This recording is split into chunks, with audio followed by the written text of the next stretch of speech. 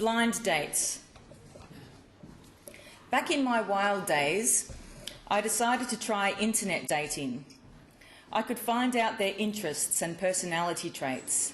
So yeah, not really blind dates in the traditional sense, but it kind of felt that way because each time I met a guy, they would look much different in person than on my computer screen.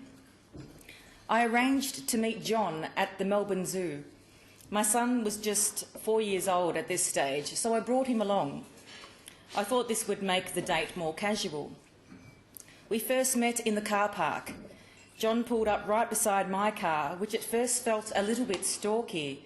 Did he follow me? Did he know where I lived? I tried not to overthink it. He got out of his small red sports car, and I couldn't believe what I saw. This guy was about 7 foot tall, and his jeans barely reached his ankles. I was 5'2", looking up at him, and my head was level to where his nipples would be. We introduced ourselves, and the whole time we were walking through the zoo, we hardly spoke. He was shy and very tall. I remember him and my son Cody saying a few words about his car while I compared him to the giraffes. We said goodbye, and that was it. The second date was Simon. He seemed adorable and so Mr. Right. So Mr. Right over the internet. I'd even spoken to him on the phone a few times because I wanted to make sure that he could actually talk. I took a risk after only 2 months and let him meet me at my house. He turned up 10 minutes early. He thumped on my front door and I smelt him before I greeted him. He smelt like a mixture of BO and damp washing. We walked to the Penny Black in Brunswick. I thought if we played pool, he'd pay more attention to the balls than to me. I had to block my nose all night and talk like I had a cold. And when we began playing pool, he constantly tapped me on the bum with his pool cue and winked at me whenever our eyes met. When the night was over, I was glad to be in my bed, alone. The third guy was Stephen. He was a true gent. He greeted me with a bunch of flowers, and when he handed them to me, his ultra-thick bifocals caught on my floral brooch and fell off onto my concrete deck. He got down on his hands and knees, feeling around for them, and when I realised that he had no hope of finding them, I picked them up for him, and his lenses were cracked. That was the most interesting thing that happened that night. The fourth date was Jimmy.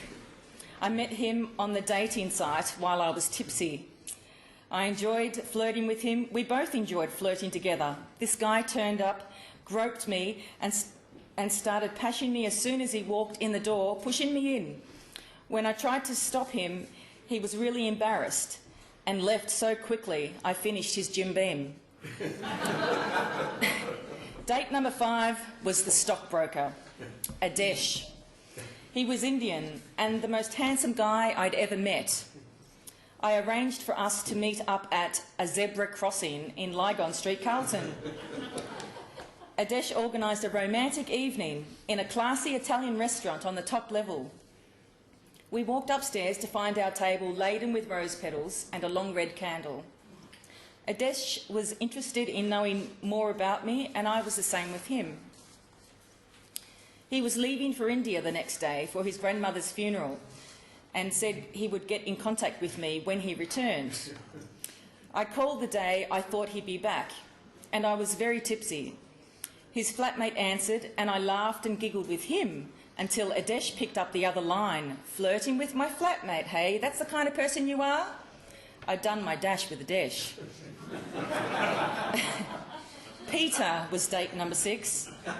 Back then I was into astrology, both Chinese and Western. So if he was a Libran dog, or if anyone was a Libran dog, I was determined to like them no matter what. So I organised a date with him at the Brunswick Baths, of all places, and took a small packed lunch to share. He turned up an hour late because he was working on his car. He was apologetic and I forgave him because he was a Libran dog. He wouldn't stop talking and spruiking about cars. I wanted a relationship with a man, not a car, even if he was a Libran dog. Derek, date number 7. I met him at a cafe in West Brunswick. He said he didn't drink coffee, but wanted me to have one while he waited and watched every gulpful. This made me anxious, and I burnt my tongue and spilt the coffee down my blouse. We got in his car and he drove me to the airport to watch the planes landing and taking off. We had a great view.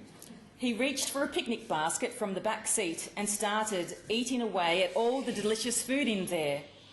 It could have been the most romantic blind date I'd been on if he'd offered me some.